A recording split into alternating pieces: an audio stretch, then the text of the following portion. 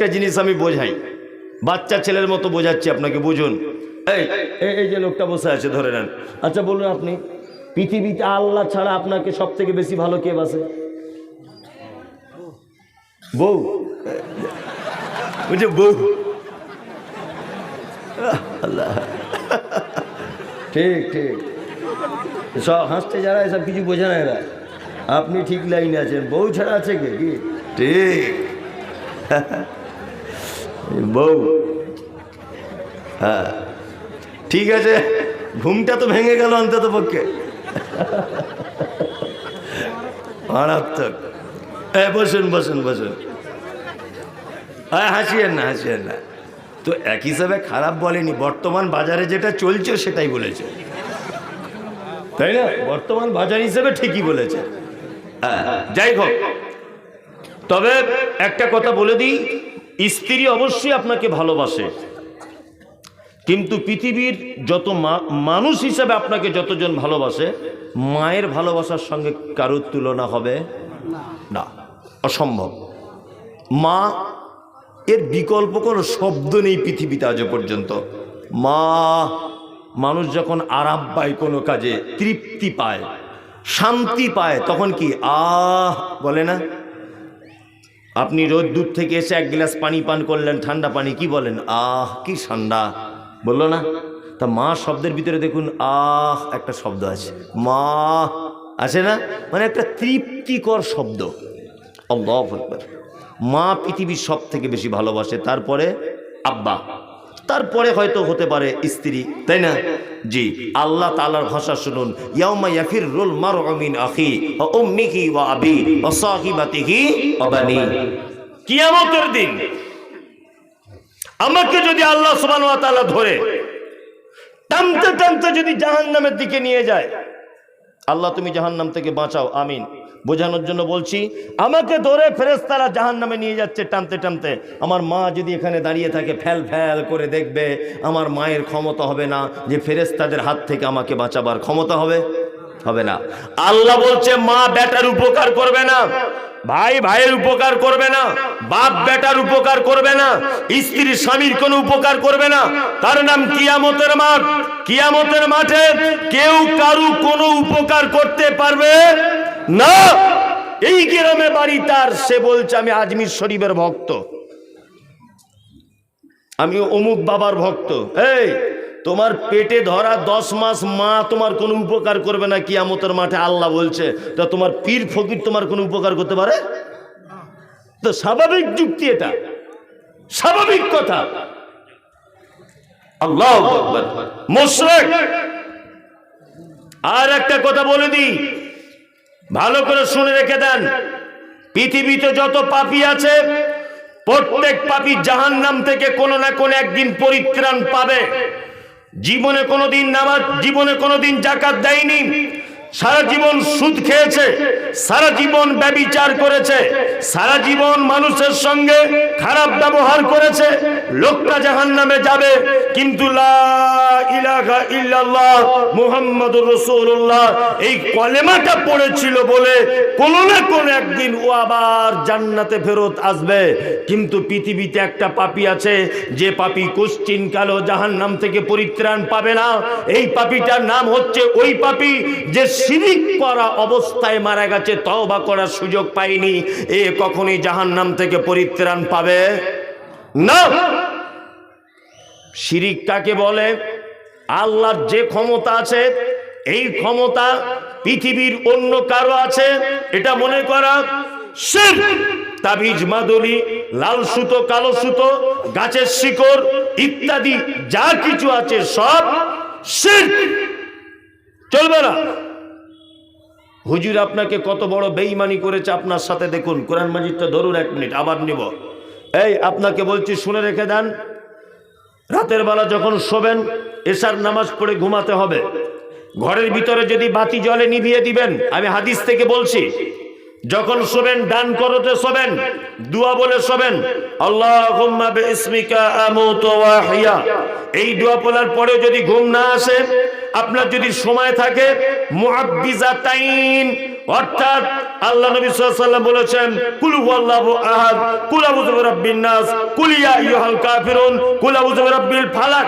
এই চারটি সূরা আপনি একসঙ্গে তেলাওয়াত করুন।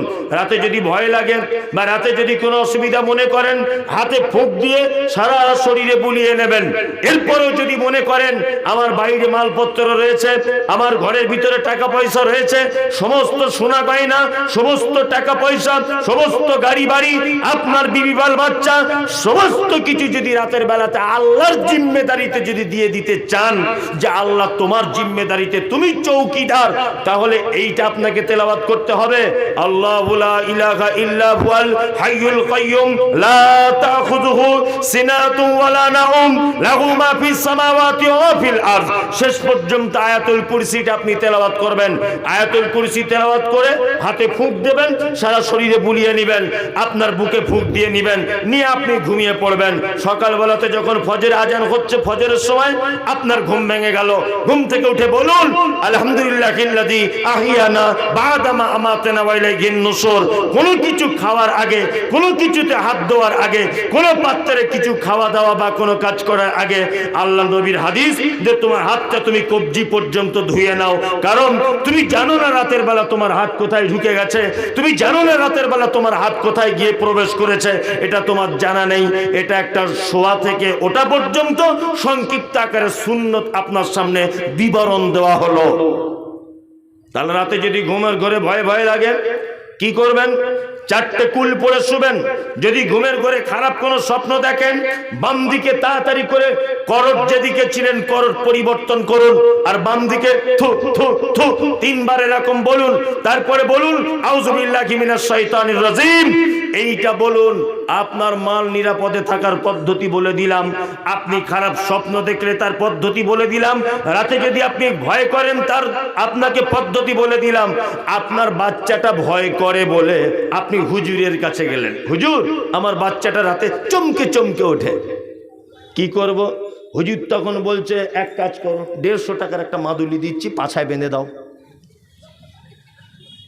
হুজুরের তো এটা উচিত ছিল তার মাকে বলে দেওয়া যে মা বাড়িতে আয়াতুল কুরসি বলে ওর গোটা শরীরে ফুঁক দিয়ে দিবে, দিয়ে ঘুমিয়ে যাবে।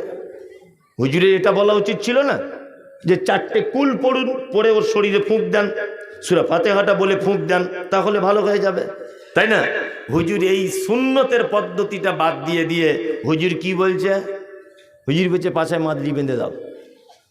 আরে বোকা কোথাকারে, আপেল খেলে শরীরে ভিটামিন হয়, কেউ যদি আপেল গলায় বেঁধে যদি ঘোরে কাজ হবে? আমার পাতলা পায়খানা হচ্ছে, ডাক্তারের কাছে গেছি, ডাক্তার 3টে ট্যাবলেট দিয়ে দিয়েছে। আমি যদি ট্যাবলেট বগলে করে নিয়ে ঘুরি আর বলি ভালো হয়ে যাও, ভালো হয়ে যাও, জীবনে ভালো হবে? জীবনেও হবে না। ট্যাবলেট কি করতে হবে? খেতে হবে। কোরআন বাঁধলে কাজ নেই। ওয়ানুনাজ্জিলু মিনাল কোরআন মা হুয়া শিফা। নিশ্চয়ই কোরআন অবতীর্ণ করা হয়েছে মুমিনদের জন্য আরোগ্যের কারণে। আরোগ্য মানে এর তেলাওয়াতের মাধ্যমে আরোগ্য পাওয়া যাবে। এটা তেলাওয়াতের মাধ্যমে। কি বললাম বুঝলেন? তেলাওয়াত করবেন, এর ভিতরে যত কল্যাণ রয়েছে। শিরক পৃথিবীর সব থেকে ভয়ঙ্কর পাপ। সুস্থ জ্ঞানকে উপেক্ষা করে শুধুমাত্র কোরআন মাজিদের জ্ঞানটাকেই যদি অধ্যয়ন করে, তাহলে সঠিক রাস্তা পাওয়ার জন্যে একটা মানুষের জীবনে এই কিতাবটাই যথেষ্ট।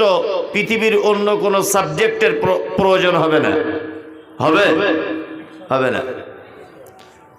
একজন ডাক্তার, ডাক্তারি ডিপার্টমেন্টে অনেক প্ল্যাটফর্ম আছে, অনেক ভাগ আছে। কেউ হার্ট স্পেশালিস্ট, সে শুধু হার্টের ডিপার্টমেন্টটাই বুঝে, কিন্তু তাকে যদি ব্লাড ক্যান্সারের একটা রুগীকে যদি তার কাছে দেওয়া হয়, তার কাছে ওটা সম্ভব নয়। একজনের চোখের ডাক্তার, আর তাকে যদি কিডনির অসুখের জন্য যাওয়া হয়, তার কাছে কি উপকৃত হবে না একটা মানুষ? হবে? হবে না। কিন্তু তিনি একজন জ্ঞানী মানুষ, তারপরেও তিনি একটা ডিপার্টমেন্টের জন্য জ্ঞানটাকে বেছে নিয়েছেন, শুধু চোখের জন্য, কেউ শুধু হার্টের জন্য, কেউ কিডনির জন্য, কেউ সুগার স্পেশালিস্ট, কেউ জেনারেল ফিজিশিয়ান। ডিপার্টমেন্ট আছে না? আছে। আর পৃথিবীতে একটি মাত্র সাবজেক্ট যে সাবজেক্টের ভিতরে এ টু জেড বিষয়ের জ্ঞান আছে তার নাম আল কোরআন। দেখবেন আমাদের মাধ্যমিকের পরে যে ছাত্ররা স্কুলে যায়, কলেজে যায়, তাদেরকে যে কোনো একটা বিষয় নিয়ে এগিয়ে যেতে হয়। কেউ অঙ্ক নিয়ে পড়ে, কেউ বাংলা নিয়ে পড়ে, কেউ সায়েন্স নিয়ে পড়ে, কেউ ইংরেজি নিয়ে পড়ে, বিভিন্ন ডিপার্টমেন্ট থাকে, সেগুলো একটার দিকে লক্ষ্য করে এগিয়ে যেতে হয়, তাই না? কিন্তু পবিত্র আল কোরআন এমন একটি কিতাব, এর ভিতরে বিজ্ঞান পাবেন, এর ভিতরে মহাকাশের জ্ঞান পাবেন, এর ভিতরে সমাজের নীতির কথা পাবেন, পারিবারিক নীতির কথা পাবেন, স্রষ্টার পরিচয়ের কথা পাবেন, এক অপরে ভ্রাতৃত্বের বন্ধন অটুট রাখা যায় তার পরামর্শ পাবেন। আপনার এ টু জেড বিষয় আল্লাহ সুবহানাহু ওয়া তাআলা বলছেন তিবিয়ানা লিকুল্লি শাই। এমন একটি বিষয় নেই যে আমি আল্লাহ সুবহানাহু ওয়া তাআলা পবিত্র আল কোরআনের ভিতরে লিপিবদ্ধ করিনি। শুধু বিষয়গুলো লিপিবদ্ধ করেছি তা নয়, এমনও ক্ষুদ্রতম জিনিস দিয়ে তোমাদেরকে বোঝানোর চেষ্টা করেছি যেটা মানুষের কাছে অবজ্ঞা এবং মানুষের কাছে একটা ক্ষুদ্রতম জিনিস, তারপরেও আমি আল্লাহ পবিত্র আল কোরআনে মানুষের বোঝার জন্য সেই জিনিসটা দৃষ্টান্ত স্বরূপ পেশ করে দিয়েছি। আল্লাহু আকবার। বর্তমানে নাস্তিক পাওয়া যায়, কিছু নাস্তিক আছে না? আর যত নাস্তিকদের আমদানি সব দেখবেন বাংলাদেশে বেশি। যত নাস্তিকদের আমদানি বাংলাদেশে বেশি। নাস্তিক তাদের একটা ধারণা, যা কিছু হয় এমনিতেই হয়, স্রষ্টা বলে কেউ থাকে না। আরে যে নাস্তিক, ও গাধা না হলে নাস্তিক হতে পারবে না। যারা শিক্ষিত মানুষ আপনারা জানেন যে কর্তা না থাকলে কর্ম অচল, আর কর্ম যেখানে আছে কর্তা সেখানে থাকতেই হবে, হবে না? হবে। এই যে আমার বক্তব্যটা আপনারা শুনতে পাচ্ছেন, নিশ্চয়ই কোনো একজন ব্যক্তি বলছে, তবে এ কিন্তু আপনাকে শোনাচ্ছে। কই আমি চুপচাপ বসে থাকবো, দেখি ও আমার মনের কথাটা কি করে বলে দিতে পারে? পারবে? পারবে না। আপনি আজকে খাসির মাংস দিয়ে ভাত খেলেন, খুব টেস্ট মাংসটা। আচ্ছা বলুন তো, এই মাংসটা যে টেস্ট, তার পিছনে একজন রাঁধুনিকে খুঁজে পাওয়া যাবে কি যাবে না? যাবে। আপনি এখন গান শুনছেন, এ দুনিয়া এ মাহফিল তেরি কাম কে নেহি, গান শুনছেন মনোযোগ দিয়ে। বলুন এই গানের পিছনে একজন গায়ককে খুঁজে পাওয়া যাবে কি যাবে না? যাবে। একটা মানুষ নাস্তিক হয় কি করে? এই যে পূর্ব দিকে সূর্য উঠছে, পশ্চিম দিকে নির্দিষ্ট টাইমে আবার চলে যাচ্ছে, অন্ধকার ছেয়ে আসছে, তাই না? আচ্ছা এই সূর্যটা উঠবে, একে ঘুরিয়ে ঘুরিয়ে পশ্চিম দিকে নিয়ে যেতে হবে, এটা একটা প্রতিদিনের জন্য কাজ কি কাজ নয়? কাজ। তাহলে কাজ যখন এটা, এর পিছনে একটা কর্তা থাকতে হবে কি হবে না? হবে। তার মানে এর পিছনে যিনি কর্তা তিনি কে? আল্লাহ। আল্লাহ সুবহানাহু ওয়া তাআলা স্রষ্টাকে চেনার ব্যাপারে একটা কথা পবিত্র আল কোরআনে সামান্য ব্যাপার নিয়ে আলোচনা করছেন। দেখুন কত আশ্চর্য একটা কথা। ঠিক মাগরিবের আগে মাঠে যাবেন বেড়াতে, চাষিবাসী মানুষ চাষবাস করতে যাবেন, দেখবেন কিছু পাখি তারা পেট ভর্তি করে খাওয়া দাওয়া করে নিজের বাসার জন্য তারা ডানা মেলতে মেলতে চলে যায়, দল বেঁধে যায়, দেখবেন লাইন দিয়ে যায়, দেখতে মজাও লাগে। আর এইরকম করে ডানা মেলছে, ৩-৪ বার এরকম করে আবার এরকম স্থির করে দিচ্ছে, দিয়ে এরকম দুলতে দুলতে যায়, দেখেছেন এগুলো? ৪-৫ বার ডানা মেলে আবার এরকম স্থির করে দেয়। আল্লাহ বলছেন আওয়ালাম ইয়ারাউ ইলা তাইরি ফাওকাহুম সাফাতিন ওয়া ইয়াকবিজ মা ইউমসিকুহুন্না ইল্লার রহমান ইন্নাহু বিকুল্লি শাইইন বাসীর। নাস্তিক, তুমি আমাকে চিনতে পারছো না? আল্লাহর উক্তি এটা। আল্লাহ বলছে তোমরা কি আমাকে চিনতে পারছো না? যদি নাই একান্তভাবে চিনতে না পারো, তাহলে আকাশের দিকে একবার দেখো। তারা যখন সারিবদ্ধভাবে পাখিগুলি ডানা মেলতে মেলতে যখন তারা যায়, 2-4 বার ডানা মেলার পরে ডানাগুলো যখন স্থির করে দেয়, এই শূন্য অবস্থাতে, এই মহা শূন্যতে ডানা হিলাবে না, এই অবস্থাতে কে তাদেরকে ভাসমান অবস্থায় রাখে? আল্লাহ তাআলা বলছেন ইল্লার রহমান, শুধু আমার পক্ষে এটা সম্ভব। কার পক্ষে সম্ভব? আল্লাহর পক্ষে সম্ভব।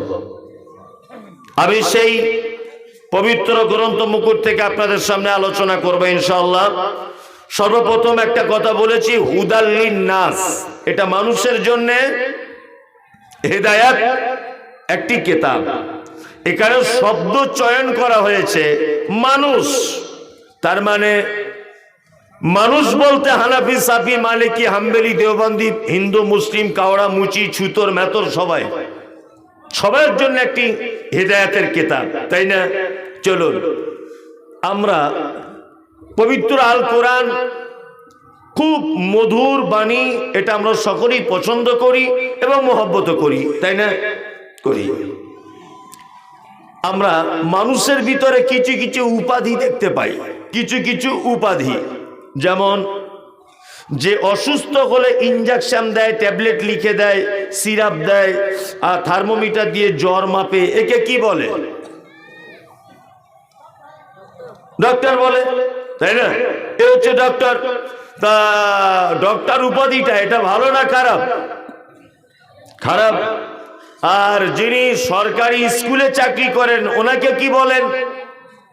মাস্টার মশাই। মাস্টার একটা আশ্চর্য উপাধি, বেটাকেও বলতে হয় স্যার, বাপও বলে স্যার, ওর মাও বলে স্যার, ওর বড় দাদা বলে স্যার, ওর গোষ্ঠীর সবার স্যার। এটা একটা ভালো সম্মানের শব্দ, মাস্টার মশাই, তাই না? আচ্ছা, এটা এই উপাধিটা ভালো না খারাপ? ভালো। আর একটা উপাধি আছে, জলসা শুনতে এসে কারো সাইকেল চুরি করেছে, তার নাম কি? চোর। আচ্ছা, এটা ভালো না খারাপ? খারাপ। খারাপ। আর একটা উপাধি আছে, কিছু লোক ওই কারোর বাথরুম ঘর বা পায়খানার চেম্বার গুলো ভর্তি হয়ে গেলে বালতি নিয়ে পরিষ্কার করে, কি বলে? মেথর। এটা ভালো না খারাপ? এটা সাধারণত খারাপই, শুনতে খারাপই লাগে, লাগে না? আচ্ছা বলুন, এবার বলি, মেথর, চোর, মাস্টার, ডাক্তার, এরা কি আলাদা আলাদা প্রাণী না সবাই মানুষ? সবাই মানুষ। এক একজনের কর্মের কারণে তার উপাধি চেঞ্জ হয়েছে। মাস্টার হলে সবাই স্যার বলে ডাকে, চোর হলে পাবলিকের মার, কেওড়া তলার পার, তাই না? যেইখানে যাবে মার, ওটা তার মানে ভালো না। আল্লাহ সুবহানাহু ওয়া তাআলা মানুষের জন্যই কোরআন অবতীর্ণ করেছে, তবে আল্লাহ তাআলা এই মানুষের আবার বিভিন্ন নাম দিয়ে ডেকেছেন কোরআন মাজিদে, দেখেছেন না? কোথাও বলেছেন মুমিনুন, মানুষ মুমিন বলেছে না? কোথাও বলেছেন মুশরিকুন, মুশরিক। কোথাও আবার বলেছেন কাফিরুন, কাফের। কোথাও কি বলেছে? মুত্তাকিন, মুত্তাকি। আবার কোথাও কি বলছেন? মুনাফিকুন। আবার কোথাও বলছেন ফাসিক। সব নাম দিয়ে আল্লাহ তাআলা এক এক করে মানুষকে ডেকেছেন। আচ্ছা বলুন, মুত্তাকি, মুনাফিক, মুমিন, ফাসিক, সাবি, যত শব্দ দিয়ে মানুষকে সম্বোধন করা হয়েছে, প্রত্যেক শব্দগুলোর পিছনে কারণ আছে না নেই? আছে। আর প্রত্যেক শব্দগুলোর যে ব্যক্তিদেরকে বোঝানো হয়েছে, ওই ব্যক্তিরা সবাই কি ভালো না কিছু মন্দ আছে? মন্দ আছে, ভালো আছে। এবার আমি আপনাদেরকে আল্লাহর দেওয়া কিছু নাম, উপাধি, তার একটু ব্যাখ্যা বিশ্লেষণ করে দিই। এক, পবিত্র আল কোরআনে শব্দ এসেছে মুনাফিকুন, আছে মুনাফিক। চেনেন এদেরকে? চেনেন? বলছে চেনেন? আপনি চেনেন না, লোকে বলে তাই আপনিও বলেন, অরিজিনালি আপনি চেনেন না। মুনাফিক চিনে নেন। এদিকে নিফাক, আলেমরা যারা আছেন ভালো জানেন, নিফাক এটা একটা চৌমাথা, 3 মাথার মোড়। অনেক সময় চৌমাথার মোড় বলে, চারদিকে রাস্তা যায় বলে। এই চৌমাথা বা তিন মাথাকে আরবিতে কি বলে জানেন? নিফাক। নিফাক মানে একই জায়গা থেকে দুই তিন দিকে জায়গায় যাওয়া যায়। এটা একটা রাস্তা, একটা মানিকচক, একটা রতুয়া, ওই একটা হরিশ্চন্দ্রপুর, একটা ডাইরেক্ট মালদা। আরবিতে এই জায়গাটাকে বলা হয় নিফাক, মানে যে জায়গা থেকে তিন চার দিকে বেরিয়ে যাওয়া যায় এই জায়গাটার নাম নিফাক। মুনাফিক, মুনাফিক ওই লোক যে একটাই জবান থেকে একই ব্যক্তির ব্যাপারে সময়ের পরিবর্তনে দু তিন রকমের কথা প্রয়োগ করে, এ হচ্ছে পাক্কা মুনাফিক। কি বললাম বুঝলেন? এটা আমি অনেক জায়গাতে বলি, তারপরেও আজকে বলে দিই। ফজরের নামাজ পড়েছে মসজিদে, নামাজ পড়ার পরে বলছে আসসালামু আলাইকুম, বলছে ওয়ালাইকুম আসসালাম। সত্যি ইমাম সাহেব আপনার মতো ভালো লোক হয় না। 30 বছর নামাজ পড়ছি তো, আপনার মতো ইমামদার লোক, আর আপনার গলার যা কণ্ঠ, আলহামদুলিল্লাহ অনেকদিন পরে যোগ্য ইমাম পেয়েছি আমরা গ্রামবাসী খুব ধন্য। ইমাম সাহেবকে বলে চলে গেল বাড়ি। আর ইমাম সাহেবের বউ 10টার সময় ফোন করে বলছে, হাগো বড় ছেলেটার এই পর্যন্ত 23 বার পায়খানা হয়েছে, পাতলা, মনে হয় মরে যাবে, তাড়াতাড়ি বাড়ি এসো। ও ছুটি নিতে টাইম পায়নি, অন্যজনা সাইকেল নিয়ে তাড়াতাড়ি করে বাড়ি চলে গেছে। যে লোকটা এশার নামাজের পরে বা ফজরের নামাজের পরে ইমাম সাহেবের প্রশংসা করছিল, ওই লোকটা জোহরে এসে দেখছি ইমাম সাহেব নাই, কোনো কারণে বাড়ি চলে গেছে। ওই লোকটাই তখন মসজিদের ভিতরে বলছে, সবই ভালো, কামাই বেশি করে, ছুটি বেশি নিচ্ছে, পাল্টে দিলেই ভালো হয়। এ হচ্ছে পাক্কা মুনাফিক। একে পাক্কা মুনাফিক, শুধু মুনাফিক না, এ পাক্কা মুনাফিকে একই ব্যক্তির জন্য, একটাই মানুষের জন্য শুধুমাত্র সময়ের পরিবর্তনের ফলে দুই রকমের কথা, সামনে একরকম পিছনে আর এক রকমের কথা বলে। এরকম লোক আছে না নেই? আছে। বাজারে সব থেকে বেশি এরা, সব থেকে বেশি। চলুন বাহ্যিক দৃষ্টিতে মুনাফিক চিনবেন কেমন করে। মুহাম্মদ সাল্লাল্লাহু আলাইহি ওয়াসাল্লাম তিনি বলেন, আয়াতুল মুনাফিকি সালাসাতুন, বাহ্যিক দৃষ্টিতে মুনাফিকের তিনটে গুণ। এক, কথা বললে মিথ্যা কথা বলে। দুই, ওয়াদা করলে খেলাফ করে। তিন, গচ্ছিত মাল রাখতে দিলে খিয়ানত করে। চার, আরেকটা হাদিসের শব্দ বাড়ানো হয়েছে, ঝগড়াঝাটি হলে, অশান্তি হলে গালাগালি করে, অকথ্য ভাষাতে কথাবার্তা বলে। এটা হচ্ছে মুনাফিকের চিহ্ন বাহ্যিক দৃষ্টিতে। এইবার আপনাকে আবার বলি, একটা লোক মিথ্যা কথা বলে না, একটা লোক ওয়াদা খেলাপ করে না, একটা লোক আমানত ঠিকঠাক রাখে, কিন্তু লোকটা ঝগড়া হলে গালাগালি করে, এ কি মুনাফিক? তিনটে গুণ নাই, একটা আছে, ও মুনাফিক। আমার ছোটবেলাতে মায়েদের মুখে গল্প শোনা, যে শরীরে যখন ফোঁড়া হয়, এই ফোঁড়া টিপে বার করে দিতে হয়, আর বাচ্চাটা যদি কাঁদে তবুও 4-5 জন ধরে তা হাত পা বেঁধে হোক, ফোঁড়ার ভিতরে একটা বীজ মতো থাকে, থাকে না, ওইটা বার করতে হয়। মা চাচিরা বলে যে ওইটা বার না করে দিলে ওই ফোঁড়া আবার অন্য জায়গায় গিয়ে উঠবে, বলে না?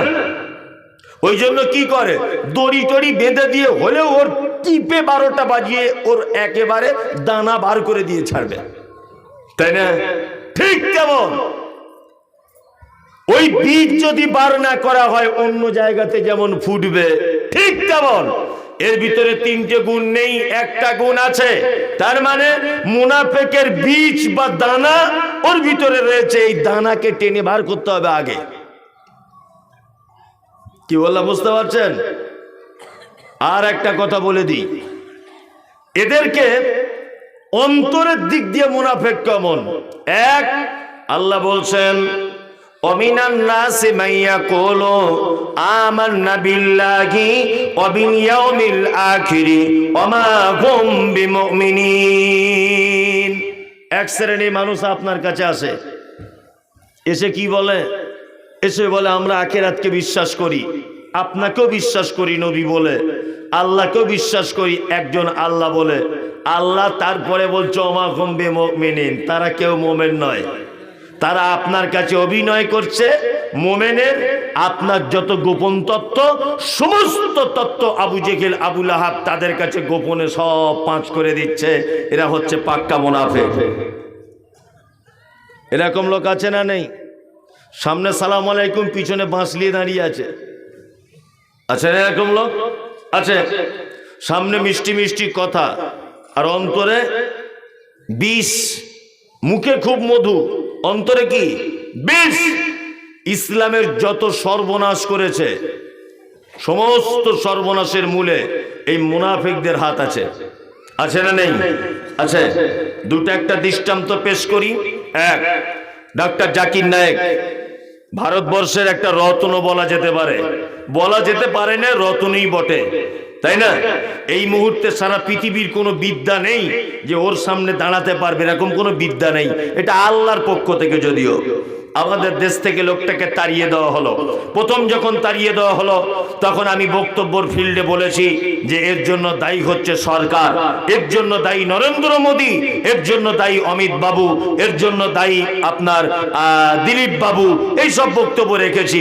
তারপরে অনেক চিন্তা ভাবনা করে এবং ওনার খুব কাছের মানুষদের কাছে গল্প শুনে আমি যা এই পর্যন্ত বুঝতে পারলাম, তাতে করে ভারতবর্ষের মাটি থেকে এই লোকটাকে তাড়ানোর মূলে সব থেকে বড় যারা দায়ী, দাড়িওয়ালা, টুপিওয়ালা, বড় পাঞ্জাবি পরেওয়ালা, নামদারি আলেমের নামে মুনাফিক, এদের সব থেকে বেশি দায়ী। সব থেকে বড় অপরাধ এরা করেছে। বাংলাদেশের প্রখ্যাত আলেম আব্দুর রাজ্জাক বিন ইউসুফ ইন্ডিয়া আসার ভিসা পায় না। কেন ভিসা পাচ্ছে না? কেন? এই যে কিছু পীর ফকির, আলা হজরত, অমুক শরীফ তমুক শরীফ, বড় পাঞ্জাবি পরে এই হারামখোরেরাও কাছতে দিচ্ছে না। আল্লামা দেলওয়ার হোসেন সাইদি ওর জীবনে কোনোদিন ইন্ডিয়াতে আসতে পারেননি। কারণ কি? এই মুনাফিকদের কারণে। উপরে দাড়ি টুপিওয়ালা লোক, কোনো সমস্যা নেই, কিন্তু ভিতরে মুনাফিকই রয়েছে, নিফাক রয়েছে এদের। আল্লাহ সুবহানাহু ওয়া তাআলা মুনাফিকদের ব্যাপারে বলছেন অনেক কথা, আমি একটা একটা করে বলছি। নাম্বার 1, বলুন পৃথিবীর সব থেকে বড় পাপের নাম কি? শিরক। হ্যাঁ, আপনারা খুব ভালো বলতে পারছেন। শিরিক হচ্ছে পৃথিবীর সব থেকে বড় পাপ। শিরিক করে একটা মানুষ জাহান্নাম যেতে পারে। 2, সুদ, কাবিরা পাপ, বড় পাপ। সুদ কেউ যদি খায় ও জাহান্নাম যাবে। পিতামাতার অবাধ্য হওয়া, এটা বড় পাপ। এ পাপ কেউ করলে একটা মানুষ জাহান্নাম যাবে। তারপরে মদ পান করা পৃথিবীর 3য় বড় পাপ, এটা করলে মানুষ জাহান্নাম যাবে। মিথ্যা সাক্ষ্য দেওয়া, অন্যায়ভাবে কাউকে হত্যা করা, এতিমের মাল ভক্ষণ করা, চক্রবৃদ্ধি হারে সুদ খাওয়া, ব্যভিচার করা, এইগুলো হচ্ছে পাপের জগতের সব থেকে বড় বড় পাপ, তাই না? এই পাপগুলো করলে একটা মানুষ স্বাভাবিক গতিতে জাহান্নামে যাবে। তবে জাহান্নামের কোন জায়গায় থাকবে এ কথা আল্লাহ তাআলা বলছেন না। কোথায় থাকবে এ কথা আল্লাহ বলছে না, কিন্তু মুনাফিকদের ব্যাপারে বলছেন ইন্নাল মুনাফিকিনা ফিদ দারকিল আসফালি মিনান নার। মুনাফিকরা এত নিকৃষ্ট যে এরা জাহান্নামের একেবারে নিম্ন স্তরে থাকবে। মতাল, সুদখোর, ব্যভিচারখোর, যত পাপ তারা জাহান্নামে হয়তো যাবে, কিন্তু আল্লাহ মুনাফিকদের ব্যাপারে বলছে এরা জাহান্নামের একেবারে নিচেতে থাকবে। তার মানে সব থেকে নিকৃষ্ট পাপী হচ্ছে এরা। নাম্বার 2, আমি কোটি কোটি টাকা সুদ খেয়ে মারা গেছি। ভালো করে বুঝবেন, সুদ খেয়ে মারা গেছি, আমি ব্যভিচার করে মারা গেছি, আমি চুরি করে মারা গেছি, আমি অন্যায়ভাবে কাউকে হত্যা করে মারা গেছি। বলুন তো আমার জানাজা পড়া যাবে কি যাবে না? যাবে? ভয়ে বলছে না যে গোলমাল হয়ে যায় যদি। আরে যাবে, কোনো সমস্যা নেই, যাবে। কি বললাম বুঝলেন? চলুন, তখনকার দিনের সব থেকে মুনাফিকদের বড় সর্দার, তার নাম আব্দুল্লাহ ইবনে উবাই। সকলেই নাম জানেন। আব্দুল্লাহ ইবনে উবাই মুনাফিকদের সর্দার, মারা গেল। তার বেটা ইসলাম কবুল করেছে, তার নাম আব্দুল্লাহ। আব্দুল্লাহ আল্লাহর নবীকে এসে বলছেন, আল্লাহর নবী, আমার আব্বা মারা গেছে, আমি চাইছি যে আপনার গায়ের জামাটা আপনি দিন, আমার আব্বার গায়ের কাফন করব। আল্লাহ নবী সাল্লাল্লাহু আলাইহি ওয়াসাল্লাম জামাটা পরন থেকে খুলে দিলেন, জামা খুলে দিলেন। আব্দুল্লাহ মুনাফিকদের সর্দার আব্দুল্লাহ ইবনে উবাই তার বাপের কাফনের জন্য ব্যবহার করলেন। ছেলেটা তারপরে আবার এসে বলছেন, আল্লাহর নবী, আমি চাইছি আপনি আমার আব্বার জানাজাটা পড়ান। মুনাফিকদের সর্দার মারা গেছে, তার বেটা আল্লাহ নবীকে বলছেন যে আমি চাইছি যে আপনি আমার বাপের জানাজা পড়ান। তখন আল্লাহ নবী সাল্লাল্লাহু আলাইহি ওয়াসাল্লাম উঠলেন। যখন উঠছেন, হাদিসে এসেছে হযরত ওমর, এখানে আলেম ওলামা অনেক আছে, হযরত ওমর আল্লাহ রাসূলের জামা ধরে টানলেন। আল্লাহ রাসূল বলছেন, ওমর কি ব্যাপার? তখন হযরত ওমর বলছেন, আল্লাহ রাসূল, আপনি যার জানাজা পড়তে যাচ্ছেন তো পাক্কা মুনাফিক। শুধু মুনাফিক নয়, এ তো মুনাফিকদের সর্দার, আর আপনি তার জানাজা পড়তে যাচ্ছেন, এটা কেমন করে হয়? আল্লাহ নবী সাল্লাল্লাহু আলাইহি ওয়াসাল্লাম তখন বলছেন, ওমর, আমাকে ইখতিয়ার দেওয়া হয়েছে, আমাকে তো এখন আদেশ করা হয়নি যে জানাজা পড়া যাবে না, এটা তো আমাকে বলা হয়নি। হযরত ওমর তখন মনে মনে ভাবলেন যে তাহলে মনে হয় আল্লাহ রাসূলের সঙ্গে আমি বিয়াদবি করলাম, আল্লাহ মানা করলো না অথচ আমি নিজে আল্লাহ নবীকে মানা করলাম, এত বড় অধিকার আমার তো ভুল হয়েছে। বিশ্ব নবী জানাজার সালাত আদায় করলেন। হযরত ওমর জানাজার পরে মন খারাপ করে একদিকে দাঁড়িয়ে আছেন। সঙ্গে সঙ্গে আল্লাহ সুবহানাহু ওয়া তাআলা পবিত্র আল কোরআনের আয়াত অবতীর্ণ করে দিলেন। সূরা তাওবাতে আয়াত এসেছে, আল্লাহ সুবহানাহু ওয়া তাআলা বলছেন কি, ওয়ালা তুসাল্লি আলা আহাদিন মিনহুম মাতা আবাদা ওয়ালা তাকুম আলা কবরিহি। নবী, মুনাফিকদের যদি কেউ মারা যায়, কোশ্চিন কেন আপনি তাদের জানাজার সালাত আদায় করবেন না? ওয়ালা তাকুম আলা কবরিহি, জানাজা তো দূরের কথা, আপনি তাদের কবরের সাইডে দাঁড়াবেন না পর্যন্ত। তার মানে বোঝা যাচ্ছে মুনাফিকদের কেউ মারা গেলে তাদের জানাজা পড়া পর্যন্ত নিষেধ। বুঝতে পারছেন এরা কত খাতারনাক, কত খাতারনাক, বুঝতে পারছেন? মুনাফিকদের কেউ মারা গেলে তার জানাজা পর্যন্ত পড়া কি চলবে না, তার কবরের পাশে পর্যন্ত দাঁড়ানো যাবে না, এর এত নিকৃষ্ট পাপী। চলুন, আমি কোটি কোটি টাকা সুদ খেয়ে মারা গেছি, আপনি আমার জন্য দোয়া করতে পারেন কি পারেন না? যে আল্লাহ, মুমতাজুল ইসলাম ভাইকে তুমি একটু ক্ষমা করে দাও, এটা বলতে পাবেন কি পাবেন না? অবশ্যই পাবেন। কিন্তু মুনাফিকদের যদি কেউ মারা যায়, আল্লাহ নবীকে এই কথা বলছেন, ইস্তাগফির লাহুম, আপনি ক্ষমা প্রার্থনা করেন। আওলা তাস্তাগফির লাহুম, আর ক্ষমা প্রার্থনা নাই বা করেন, ইন তাস্তাগফির লাহুম 70 মাররাতান, যদি আপনি মুনাফিকদের জন্য একদিনে 70 বার যদি আপনি ক্ষমা প্রার্থনা করেন, একদিনে কতবার? 70 বার।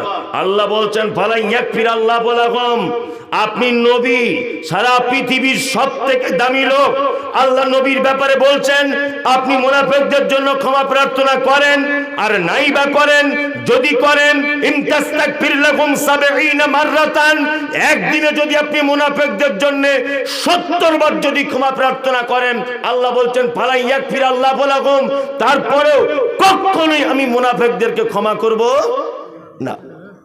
মানে মুনাফিকরা এত নিকৃষ্ট, নবী যদি তাদের জন্য দোয়া করে, আল্লাহ নবীকে বলছেন আপনি একবার দুইবার নয়, আপনি যদি দিনে 70 বার যদি মুনাফিকদের জন্য ক্ষমা প্রার্থনা করেন, তবু আপনার হাত ফেরত দেওয়া হবে, আপনার দোয়া কবুল করা হবে না। বুঝতে পারছেন এরা কত পাপ, কত বড় খারাপ লোক? বুঝতে পারা যাচ্ছে? যাচ্ছে। কারণ কি ক্ষমা প্রার্থনা করা যাবে না কেন? আল্লাহ তাআলা বলছেন, যালিকা বিআন্নাহুম কাফারু, নিশ্চয়ই তারা অস্বীকার করেছে, বিল্লাহি, আল্লাহর সাথে, ওয়া রাসূলিহি, রাসূলের সাথে, আল্লাহু লা ইয়াহদিল কওমাল ফাসিকিন, আর আল্লাহ কখনোই ফাসিক কওমদের হিদায়াত দান করে না, কখনোই হিদায়াত দান করে না। মুনাফিকরা এত বড় নিকৃষ্ট যে তাদের জন্য দোয়া পর্যন্ত করা যাবে, তাদের জানাজা পড়া যাবে না। এরা পাপের জগতের সব থেকে নিকৃষ্ট পাপী। কি বললাম বুঝলেন? এইবার আপনাকে দেখিয়ে দিই মুনাফিক দেখতে পাওয়া যায় কোথায় বর্তমানে। কোথায় গেলে মুনাফিক খুঁজে পাবেন? এক, সিনেমা হলে যান, সবাই দেখবেন ঠ্যাংয়ের উপরে ঠ্যাং তুলে দিয়ে সিনেমা দেখছে। 20 कोस दूर से अगर कोई बच्ची रोते माँ कहती है कि बच्ची सो जा, गब्बार सिंह आ जाएगा। ষোলো বই দেখছে সবাই বসে বসে। শালি বসে আছে বাম দিকে, ও শালিকে নিয়ে ব্যস্ত, শালি দুলা ভাইকে নিয়ে ব্যস্ত। ওখানে মুনাফিক নেই। আপনি বাজার করতে যান, সবাই আলু পেঁয়াজের দাম দর করতে ব্যস্ত, ওখানে মুনাফিক নেই। আপনি মেলায় যান, সবাই নাগরদোল্লা চাপতে বাদাম জিলাপি খেতে ব্যস্ত, ওখানে মুনাফিক খুঁজে পাবেন না। এখন মুনাফিক কয়েকটা জায়গায় দেখতে পাওয়া যাচ্ছে। তার ভিতরে আমি দুটো একটা জায়গা বলি, বললে মানুষ আর রাগ করবে হয়তো যে আপনি এত ছোট মুখে বড় কথা বললেন। এখন বেশিরভাগ মুনাফিক টাটকা যদি দেখতে চান তাহলে মসজিদের ভিতরে দেখা যাবে। যদি বুঝছেন এটা কেমন কথা? আচ্ছা, এবার আপনাদেরকে একটা যুক্তি দিয়ে কথা বলি, ভালো করে বুঝুন। আচ্ছা, ফরজ সালাত বাড়ি পড়া উত্তম না মসজিদে পড়া উত্তম? মসজিদে। চটপট করে উত্তর দেবেন এবারে। 2, ফরজের পরে পরে ইমাম সাহেব আসসালামু আলাইকুম ওয়া রাহমাতুল্লাহ, আসসালামু আলাইকুম ওয়া রাহমাতুল্লাহ, আস্তাগফিরুল্লাহ আস্তাগফিরুল্লাহ, আল্লাহুম্মা আনতাস সালাম ওয়া মিনকাস সালাম, তাবারাকতা ইয়া যাল জালালি ওয়াল ইকরাম। এই সমস্ত যত জিকির আছে, রব্বি আইন্নি আলা যিকরিকা ওয়া শুকরিকা ওয়া হুসনি ইবাদাতিকা, যত রকমের জিকির আছে সব জিকির করার পরে বাকি সুন্নত নামাজটা কোথায় পড়া উত্তম? দেখেছেন? ওই জন্য আমি বলি পৃথিবীর সব থেকে বড় বৈজ্ঞানিক মোহাম্মদ সাল্লাল্লাহু আলাইহি ওয়াসাল্লাম, তাই না? পৃথিবীর সব থেকে জ্ঞানী মানুষকে মোহাম্মদ সাল্লাল্লাহু আলাইহি ওয়াসাল্লাম। কেন তিনি বাড়িতে সুন্নত পড়তে বললেন কেন? মানে আল্লাহ রসুলও জানতেন যে সুন্নত যদি মসজিদে পড়তে বলা হয় তাহলে ওরা সুন্নত পড়া যেমন তেমন আলোচনার পরনিন্দা গীবত করতে শুরু করে দিবে। ওই জন্য ফরজ শেষ, চটপট তুমি কেটে পড়ো, 1 মিনিট আর তুমি বসতে পাবে না। জিকির করা শেষ, তুমি বাড়ি চলে যাও। বাড়িটাকে কবর বানিয়ে দিও না। বাকি সুন্নত বাকি নফল সব বাড়িতে পড়ো, তাই না? আর আমাদের বর্তমানে কি, মসজিদে নামাজ পড়ে বয়স্ক লোকেরা গোল টেবিল করে বসে বলছে কি ব্যাপার বলতো, অমুক লোকটা মোটরসাইকেল কিনেছে, তাহলে কিছুদিন আগে আন্ডার প্যান্ট পরে ঘুরতে ওর খাওয়া হতো না। আর একজন চাচা তখন এরকম করছে, বলছে জানিস না? বলছি না, জানি না তো। বলছি কলকাতায় কাজে গিয়েছিল, সালা টাকা ঝেড়ে নিয়ে চলে এসছে। শুনলাম ও ঝেড়েছে, তোমার বাপ দেখতে গিয়েছিল? তুই আন্দাজে বলতে গেলে কেন? হ্যাঁ, অমুকের বউ কাঁধে ব্যাগ নিয়ে মালদায় যাচ্ছে, স্বামী নেই ওর। তা মালদায় ওর আধার কার্ডের নাম ভুল হয়ে গেছে, ওই জন্য গিয়েছিল বা ব্যাংকে গিয়েছিল, কোনো একটা কাজে পরপর 2-3 দিন যাচ্ছে। তো মসজিদের ভিতরেই বলছে কি ব্যাপার বলতো, অমুক মরে যাবার পরে ওর বউ ঘন ঘন বাইরে যাচ্ছে। আর একজন তখন বলছে ছি ছি ছি, আস্তাগফিরুল্লাহ, গোপন কথা ওসব না বলাই ভালো। আমি শুনলাম নাকি কট লাইন করেছে কোথাও। ও যে কট লাইন করেছে তোমার বাপ দেখতে গিয়েছিল, তুমি এ কথা বললে কেন? এইসব কথাবার্তা মসজিদে হয় কি হয় না? 4-5 জন মুসল্লি মিলে এসব কথাবার্তা হয় না? মসজিদ আল্লাহর ঘর, এখানে কোরআন তেলাওয়াত হবে, এখানে জিকির হবে, তুমি নামাজের পরে অত বসে গল্প করো কেন? হ্যাঁ, এসব তো মুনাফিকদের চরিত্র। কথা বাস্তব বলছি না অবাস্তব? একদম, এ তো মুনাফিকদের চরিত্র সব। আপনি ওখানে বসে আছেন মানে নয় কারুর গীবত পর্চা আপনি শুনছেন আর নয় করছেন, দুটোর মধ্যে একটা। না করলেও তো আপনি শুনছেন। কেন এরকম চরিত্র কেন আপনার? আপনার বয়স হয়ে গেছে, আপনি জোহরের 4 রাকাত ফরজ নামাজ পড়লেন, হাল 2-10 মিনিট বসে একটু জিকির আজগার করলেন, তারপরে আস্তে আস্তে বাড়ি চলে এলেন। বাড়িতে একটা ছোট্ট বৈঠকখানাতে আপনি বসে বসে নফল পড়লেন, সুন্নত পড়লেন, একটু কোরআন তেলাওয়াত করলেন, আল্লাহর কাছে কিছু চাইলেন। মসজিদে বসে বসে কেন আপনি ওই পরের কথা এর কথা ওর কথা বলে বলে কেন আপনি টাইম পাস করছেন কেন? একদম নয়। আল্লাহ তুমি আমাদেরকে নেফাক মুনাফিকি থেকে বাঁচাও, বলুন আমিন আমিন। পৃথিবীর একটা জঘন্যতম পাপী, তার নাম মুনাফিক। দূরে থাকবেন এদের থেকে। আর 2 আর একটা উপাধির কথা বলে দিই। 1, আল্লাহ সুবহানাহু ওয়া তাআলা বলছেন, কি বলছেন? আল্লাহ তাআলা বলছেন মুশরিকুন। আছে কোরআন মাজিদে? মুশরিক কাকে বলে জানা নেই?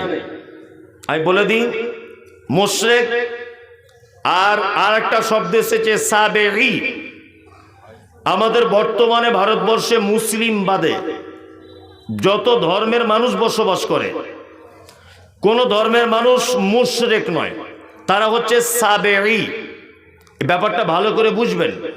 সাবেঈ হচ্ছে তারা যারা আল্লাহকে এক বলে মানে, তারপরেও বিভিন্ন দেবদেবীকে বিভিন্ন রকমের আলাদা ক্ষমতা আছে এইটা মনে করে, এরা হচ্ছে সাবেঈ। যেমন একটা হিন্দু বয়স্ক লোককে যদি বলেন যে কাকু খুব ঠান্ডা পড়ছে, ও দেখবেন এটাই বলবে উপরওয়ালা দিলে আর কারু কিছু করার আছে। তার মানে ও জানে উপরে একজন আছে, আছে না? অতিবৃষ্টি হচ্ছে, একটা হিন্দু লোক কি বলবে? যে উপরওয়ালা বৃষ্টি দিচ্ছে দিচ্ছে তো মারাত্মক দোয়া দিচ্ছে, বলবে না? বলবে। তার মানে ও জানে উপরে একজন আল্লাহ আছে, তাই না?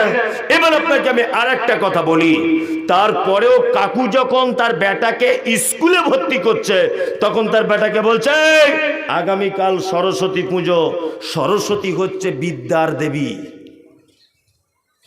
তার মানে কাকা এটা বুঝেছে যে বিদ্যার ডিপার্টমেন্টটা সরস্বতীর হাতে আছে, তাই না?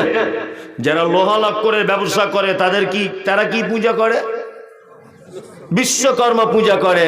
তার মানে তাদের একটা ধারণা যে লোহা লক্করের ডিপার্টমেন্টটা বিশ্বকর্মার হাতে আছে, তাই না? এরা কি সাবেঈ। মুশরিক কারা? এই দেখুন মুশরিক আপনাকে দেখায়। আল্লাহ তাআলা বলছেন নবীজিকে, আপনি তাদেরকে জিজ্ঞাসা করুন রাত এবং দিনের বিবর্তনের মালিককে। আবু জেহেলকে জিজ্ঞাসা করা হচ্ছে, বলুন রাত দিনের বিবর্তনের মালিককে? বলছে আল্লাহ।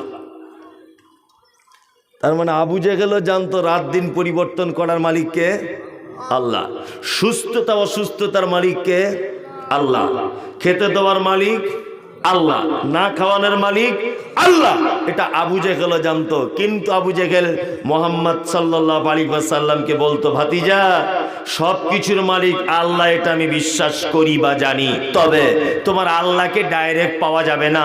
360টা দেবদেবীর মাধ্যমে তোমার আল্লাহকে পাওয়া যাবে, একা একা ডাইরেক্ট পাওয়া যাবে না। এ হয়ে গেল মুশরিক। তার মানে মুশরিক অন্য কোন দলে নেই, অন্য কোন ধর্মে পাওয়া যায় না। মুশরিক যদি দেখতে চান তাহলে নামধারী মুসলিমদের ঘরে সব মুশরিকদের জন্ম। এক শ্রেণী মুসলিমরা আছে না, আছে কি আছে না? তারা বলছে যে আল্লাহকে ডাইরেক্ট পাওয়া যায় না, হুজুর ধরে তবে পেতে হয়। তোমার হুজুরের পাছার চামড়া তুলে দেবো। বিয়াদব কোথাকারে বলছে হুজুর ধরে আল্লাহকে পেতে হয়, ডাইরেক্ট পাওয়া যায় না। তার মানে তোমার সঙ্গে ওদের কোনো মিল, মানে কোন জায়গায় অমিল নেই। অমিল আছে না? হিন্দু ভাইদের সঙ্গে তোমার কোথাও অমিল আছে? নাই। ও তার বাপ মারা গেলে শ্রাদ্ধ করে, তুমি তোমার বাপ মারা গেলে চল্লিশা করো, তাই না? ও মাটির তৈরি করা দেবদেবীর সামনে মাথা নত করে, তুমি মরা মানুষকে কবরে ঢুকিয়ে দিয়ে মাথা নত করো। সে তার ঠাকুর থানে মানত করে, আর তুমি তোমার মাজারে মানত করো, তাই না? সে কি বলে বাঁচাও সাধু বাবা, আর তুমি কি বলো বাঁচাও লালন বাবা, বাঁচাও অমুক বাবা। অমুক বাবা থাকলে আমরা পার হয়ে যাব। আরে তোমার বাবাই তো কিয়ামতের দিন নৌকা চালাবে, হে তো নিজেই কি করবে তার ঠিক নাই। আচ্ছা এবার আপনাকে একটা জিনিস আমি বোঝাই, বাচ্চা ছেলের মতো বোঝাচ্ছি আপনাকে, বুঝুন। এই যে লোকটা বসে আছে ধরে নেন। আচ্ছা বলুন, আপনি পৃথিবীতে আল্লাহ ছাড়া আপনাকে সব থেকে বেশি ভালো কে বাসে? বউ। বুঝে বউ। আল্লাহ, ঠিক ঠিক। সব হাসতে যারা এসব কিছু বোঝে না এরা। আপনি ঠিক লাইনে আছেন, বউ ছাড়া আছে কে? কি ঠিক বউ। হ্যাঁ ঠিক আছে, ঘুমটা তো ভেঙে গেল অন্তত পক্ষে। মারাত্মক। বসুন বসুন বসুন। হাসিয়েন না হাসিয়েন না। তো এক হিসাবে খারাপ বলেনি, বর্তমান বাজারে যেটা চলছে সেটাই বলেছে, তাই না? বর্তমান বাজার হিসেবে ঠিকই বলেছে।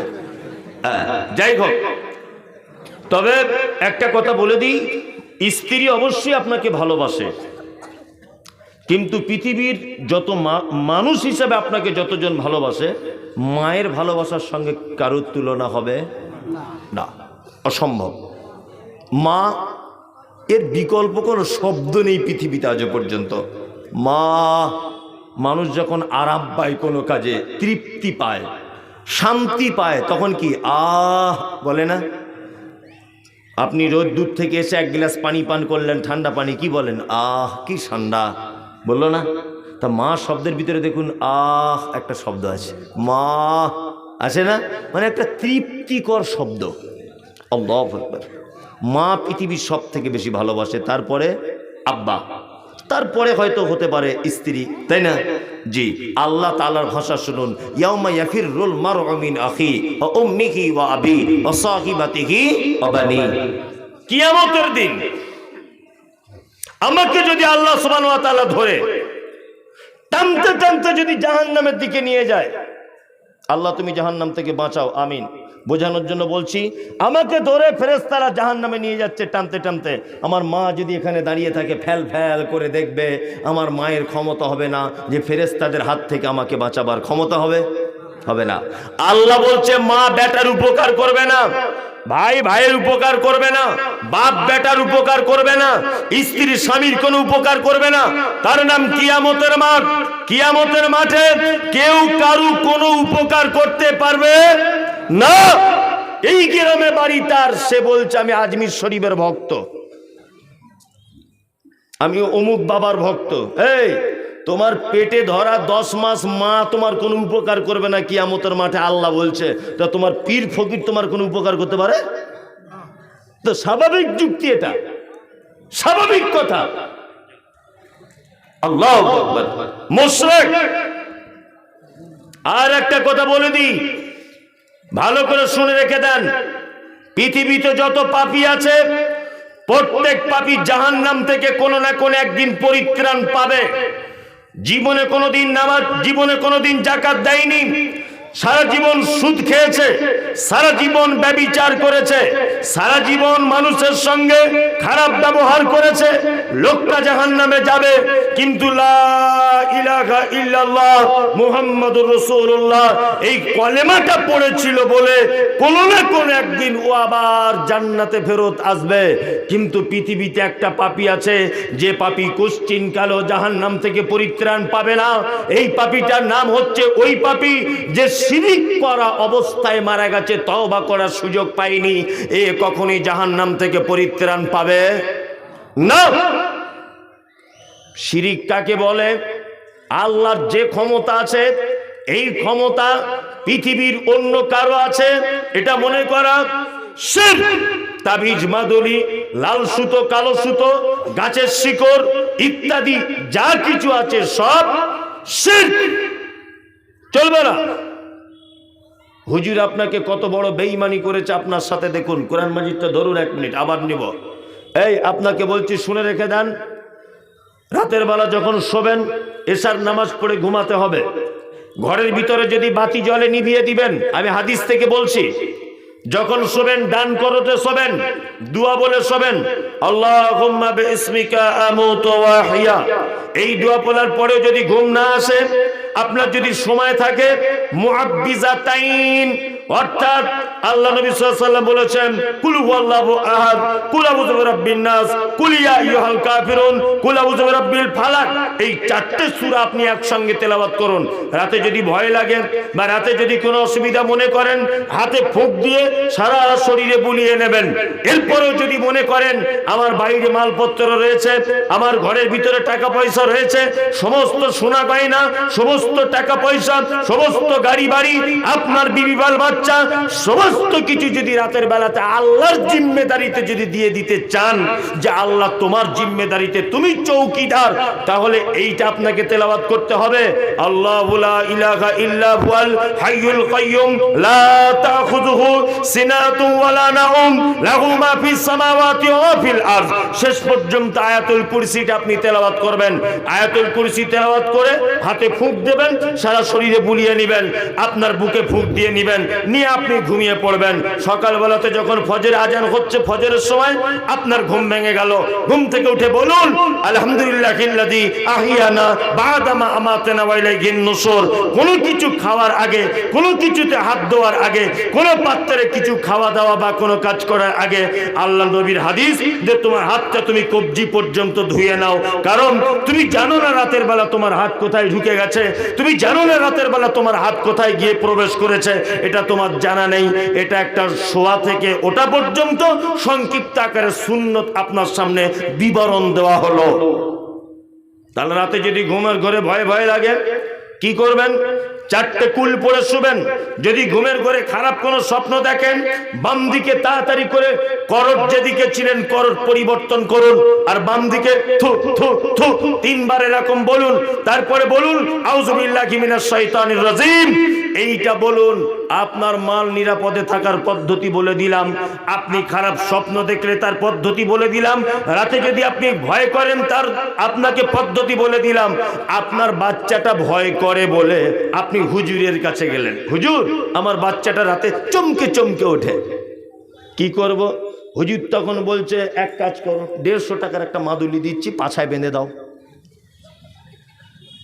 হুজুরের তো এটা উচিত ছিল তার মাকে বলে দেওয়া যে মা বাড়িতে আয়াতুল কুরসি বলে ওর গোটা শরীরে ফুঁক দিয়ে দিবে, দিয়ে ঘুমিয়ে যাবে।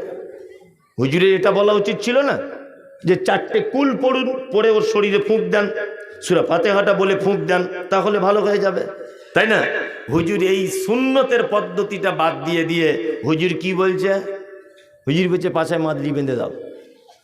আরে বোকা কোথাকারে, আপেল খেলে শরীরে ভিটামিন হয়, কেউ যদি আপেল গলায় বেঁধে যদি ঘোরে কাজ হবে? আমার পাতলা পায়খানা হচ্ছে, ডাক্তারের কাছে গেছি, ডাক্তার 3টে ট্যাবলেট দিয়ে দিয়েছে। আমি যদি ট্যাবলেট বগলে করে নিয়ে ঘুরি আর বলি ভালো হয়ে যাও, ভালো হয়ে যাও, জীবনে ভালো হবে? জীবনেও হবে না। ট্যাবলেট কি করতে হবে? খেতে হবে। কোরআন বাঁধলে কাজ নেই। ওয়ানুনাজ্জিলু মিনাল কোরআন মা হুয়া শিফা। নিশ্চয়ই কোরআন অবতীর্ণ করা হয়েছে মোমেনদের জন্য আরোগ্যের কারণে। আরোগ্য মানে তেলাওয়াতের মাধ্যমে আরোগ্য পাওয়া যাবে, এটা তেলাওয়াতের মাধ্যমে। কি বললাম বুঝলেন? তেলাওয়াত করবেন, এর ভিতরে যত কল্যাণ রয়েছে। শিরক পৃথিবীর সব থেকে ভয়ঙ্কর পাপ, সব থেকে ভয়ঙ্কর। চলুন মুশরিকদের ব্যাপারে আল্লাহ তাআলা কি বলছেন এবার চট করে আপনাকে বলে দিই। এক, যারা শিরক করে তাদের ব্যাপারে আল্লাহ তাআলা বলছেন মা কানা লিন-নবিয়্যি ওয়াল্লাযীনা আমানু আইয়াস্তাগফিরু লিল মুশরিকিনা ওয়ালাউ কানু উলি কুরবা মিন বা'দি মা তাবায়্যানা লাহুম আন্নাহুম আসহাবুল জাহিম। আল্লাহ বলছে কোন নবী এবং মোমেনদের জন্য এটা উচিত নয় যে মুশরিকদের জন্য ক্ষমা প্রার্থনা করবে। কোন পীর সাহেব যদি মরার আগে নিজে যদি বলে যায় যে আমার মাজারটা এই জায়গায় করবে আর সবাই এসে সেজদা দিবে, তা ওর মাজারে যাওয়া তো দূরের কথা, ওর জন্য দোয়া করা পর্যন্ত হারাম। আপনি মাজারে কি চাইবেন, ওর জন্য দোয়া করা হারাম, কারণ মুশরিক অবস্থায় মারা গেছে। আল্লাহ তাআলা বলছেন তারপরে কি, ওয়ালাউ কানু উলি কুরবা, যদি মুশরিক তোমার নিকট আত্মীয় যদি কেউ হয় তার জন্য দোয়া করা যাবে? এটা আল্লাহ বলছে 113 নম্বর আয়াত সূরা তাওবা। এবার আপনাকে একটা কথা বলে দিই, সেটা হচ্ছে এই, আপনার বেটি হয়েছে, জামাই খুঁজছেন, তাই তো? জামাই খুঁজছেন না? ঘটক সাহেব এসে বলছে আব্দুল্লাহ ভাই ভালো একটা ছেলে দেখেছি। তো ছেলে কি করে? যে ছেলে মানিকচক হাই স্কুলের মাস্টার, বেতন বলছে এখন 75 রানিংয়ে চলছে। তাই নাকি? বলছে বলে দাও কাজ ফাইনাল। কাজ ফাইনাল হয়ে গেল, বিয়ের দিন থাক। তারপর আরেকজন এসে বলছে এই তুমি যে ওই ঘরে মেয়ে দিচ্ছ ওরা তো মাজার পূজারি। বলছে ওইসব বাদ দাও দেখি, ফালতু কথা। মাজার পূজারিতে কী হলো? চাকরি করা ছেলে, আবার ভালো ছেলে, এত ভালো ছেলে, সামান্য মাজারের জন্য আটকে যাবে? এই গাধা, তোমার মাথাতে গোবর ভরা আছে, তুমি বুঝো কিছু? ও মাজার পূজা মানে ওর সঙ্গে আত্মীয়তা পর্যন্ত করা হারাম। আল্লাহ শব্দ ব্যবহার করছেন ওয়ালাউ কানু উলি কুরবা, নিকট আত্মীয় যদি তোমার হয়, মাজার পূজারি যদি হয়, তার জন্য পর্যন্ত ক্ষমা প্রার্থনা করা যাবে না। যদি আপনি বুঝতে পারেন ও বেটা মাজার পূজারি, বেটি তো বিবাহ দেওয়া দূরের কথা, ওর বাড়িতে পানি পর্যন্ত না খাওয়ার চেষ্টা করবেন আপনি শিক্ষা দেওয়ার জন্যে। ছি ছি ছি, আল্লাহ শব্দ ব্যবহার করছেন, তোমার নিকট আত্মীয় হলেও ক্ষমা প্রার্থনা করা যাবে না। আল্লাহ তাআলা তারপরে বলছেন কি, আন্নাকুম আসহাবুল জাহিম, নিশ্চয়ই এরা জাহিম নামক জাহান্নামের অধিবাসী, যারা শিরিক করা অবস্থায় মারা যায় তারা, তাই না? এবার আপনাকে বলছি, আল্লাহ ছাড়া শিরিক অন্য কারুর সাথে করলে আল্লাহ রাগ করে কতটা। এই যে আপনার স্ত্রী খুব সুন্দরী, একদম চরম সুন্দরী, দেখে কোনজন?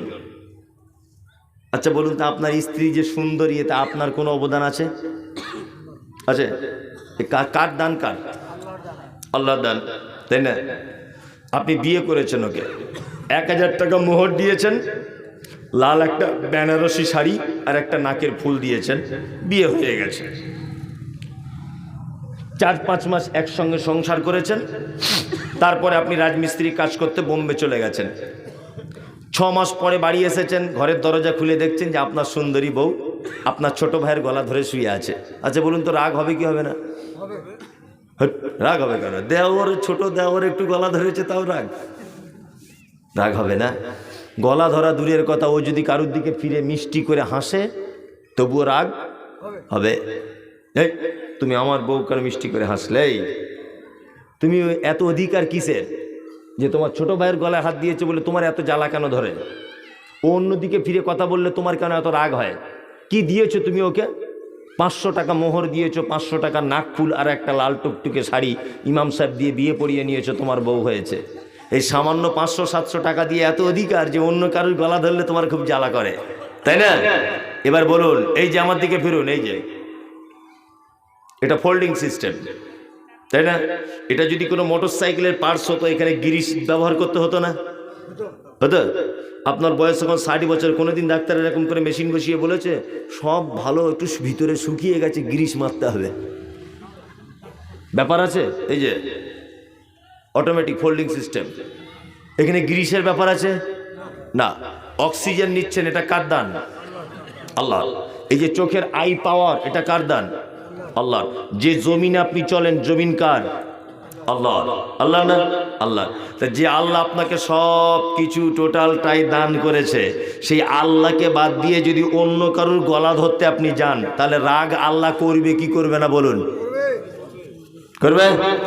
সামান্য 500 টাকা মোহর দিয়ে যদি অন্য কারোর হাত ধরলে তোমার যদি জ্বালা ধরে, যে আল্লাহ অক্সিজেন দিয়েছে, খেতে দিয়েছে, পড়তে দিয়েছে, টোটাল বডিটা দিয়েছে, তাকে বাদ দিয়ে অন্য জায়গায় যদি সেজদা দিতে যাও, চলবে? চলবে না। শিরক।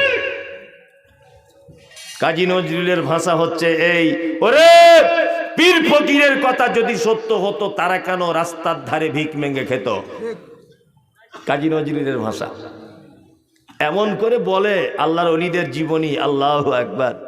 একটা মজার গল্প বলি, ঘুমটুম যারা ভাব লাগছে, ঘুম যাতে ভাঙে। একটা ছেলে রাতের বেলা ঘুমাতে ঘুমাতে হঠাৎ করে স্বপ্ন দেখছে, স্বপ্ন দেখে ঘুম ভেঙে গেছে। তা উঠে ও আস্তে আস্তে অজু টজু করে পীর সাহেবকে গিয়ে বলছে, পীর সাহেব একটা ব্যাপার বলবো। তা বলছে বলো।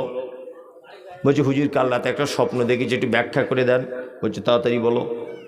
তখন ছেলেটা বলছে, হুজুর স্বপ্ন দেখছি যে আপনার হাতে টাটকা মধু চাকের ভাঙা, আর আমার হাতে বাচ্চা ছেলের মতো পাতলা পায়খানা।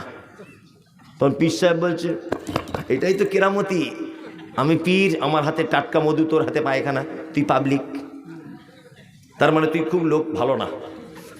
তখন বলছে ছেলেটা, পীর সাহেব আমার এখনো স্বপ্ন শেষ হয়নি। তা বলছে তাহলে বল। বলছে পীর সাহেব তারপরে দেখছি আপনি আমার হাতটা চেটে চেটে খাচ্ছেন আর আপনারটা আমি চাটছি। তো বলছে না, তাহলে ব্যাখ্যা অন্যরকম হবে। কি বলছি বুঝতে পারছেন না? পাক্কা চিটার। কি বললাম বুঝলেন? আল্লাহু আকবার। আমার বইয়ের যখন শরীর খারাপ তখন আমি যাচ্ছি পীর সাহেবের কাছে, আর পীর সাহেবের বইয়ের যখন শরীর খারাপ ও তখন প্লেনে করে যাচ্ছে দুবাইয়ে ডাক্তার দেখাতে, তাই না? দোকানদার তাবিজ কিনছে কার কাছে? মৌলভী সাহেবের কাছে। মৌলভী সাহেব বলছে কাজ কি হবে? দোকানদার বলছে ভাই কাজ কেমন? বলছে সাংঘাতিক ব্যাপার, আশেপাশে সব দোকান বন্ধ হয়ে যাবে, যত কাস্টমার সব তোমার দোকানে ভিড় করবে। আর তুমি কোটি কোটি টাকার মালিক হয়ে যাবে। তা আমি বলছি ওরে চিটার, তোর তাবিজে যদি ও কোটিপতি হয়ে যায়, তুই কেন 15 টাকা দিয়ে তাবিজটা বিক্রি করলি? তুই তো ঘরে রাখ, যুক্তি তো এটা, তুই তোর ঘরে রাখ তাবিজটা, বিক্রি কেন করলি? আশ্চর্য ব্যাপার। মানে এই রকমের যত আছে সব চিটিংবাজ। আর মাদ্রাসায় পড়া ছেলেরা হচ্ছে সব থেকে খাতারনাক, মানে সব খারাপ মাল এক জায়গায় হয়তো বুঝতে পারছেন এরা কি চিজ। বাড়ির ভালো ছেলে আলামিন মিশনে পড়ে, সব থেকে খারাপ ছেলে কোথায় পড়ে? মাদ্রাসায়। এর ভিতরে ভুলে ভালে কেউ একজন আল্লাহর ওলি হয়ে বসে থাকে, ওটা আলাদা ব্যাপার, কিন্তু ভালো চিজ এখানে কেউ দেয় না। তা এলেমবাজার মাদ্রাসায় তখন পড়ি, একদম বাস্তব কথা এটা বলছি। এলেমবাজার মাদ্রাসা, এলেমবাজার মাদ্রাসা তখন এই ট্রেনে করে বাড়ি আসতাম, শিয়ালদা নেমেছি, দেখছি একটা লোক খাঁচার ভিতরে টিয়া পাখি নিয়ে বসে আছে। তাই বলছি কী ব্যাপার চাচাই, ঘটনা কি? তো বলছে না না ওই এটা হাত দেখে বলে দেওয়া হয়, টিয়া পাখিতে হাত দেখে। আমি তখন বলছি মজার ব্যাপার, তখন তো এত শিরিক বেদাত এটা ওটা বুঝতাম না, হাদিস কোরআন তখন একদম আরও কাঁচা বয়স, দাড়ি ফাড়ি ওঠেনি। আর সেই মানে প্যান্ট পরতাম আর শার্ট জামা পরতাম, মাদ্রাসা থেকে বার হলি পাঞ্জাবি চেঞ্জ, মানে তখন একটা ব্যাপারই আলাদা আর কি, বুঝে নেন এখন।